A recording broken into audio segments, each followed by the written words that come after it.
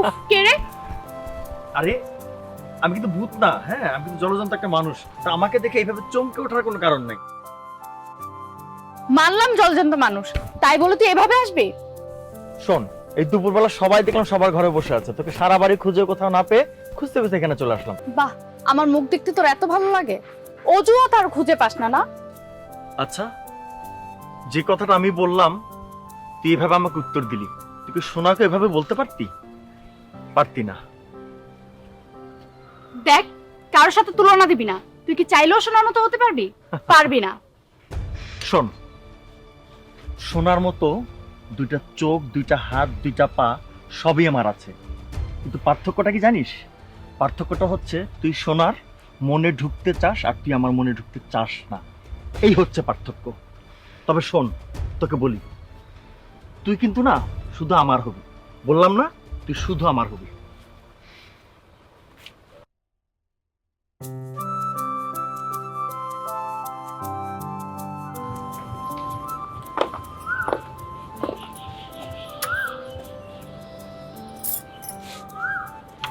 কি ব্যাপার, আপনি এখানে দাঁড়ায় আছেন? কি হয়েছে? আমি তো ঠিক হয়ে গেছি। আপনার কাছে গানের তালিম নিতে কবে আসবো ওস্তাদজি? দেখেন, আমাকে এরকম কথায় কথায় ওস্তাদজি ওস্তাদজি বলবেন না। আর আপনিও বলার দরকার নেই। কি বলবো? বাসি, শুধু বাসি। ঠিক আছে ওস্তাদজি। না না, বাসি। আপনাকে বাসি বলে ডাকলে অন্যরা কি মনে করবে? আরে মনে করার কি আছে? বাসি তো তোমার বয়সে অনেক ছোট, ওকে তুমি নাম ধরে ডাকবে। হ্যাঁ, তুমি ওকে ওস্তাদজি বলছো কেন? আর কিছু বলতে হবে? না না, ভিতর দিয়ে কিছু বললে? না, কালকে থেকে গানের তালিম, হ্যাঁ মনে থাকে যেন। কোথায় যাবে?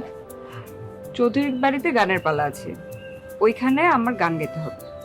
মা, আসি, বায়না নিয়ে ফেলেছি তো, না গেলে ওরা আবার কি না কি মনে করে। হ্যাঁ যাই। যাও মা। আর কালকে মনে থাকে যেন।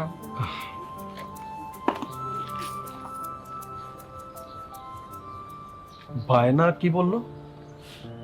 বাসির বাবা গান ছেড়ে দেবার পর ও তো আর গানের আসরে যায় না, এই বাসির রোজগারেই সংসার চলে। তো বাসি বড় বড় বাড়িতে গান গেয়ে যা উপার্জন করে, তাতে সংসারে খরচ আর ওর বাবার ওষুধের খরচ উঠে যায়। মির্জাবাড়ি মেয়ে গান করে সংসারে খরচ চালায়, ভাবতেই অবাক লাগে।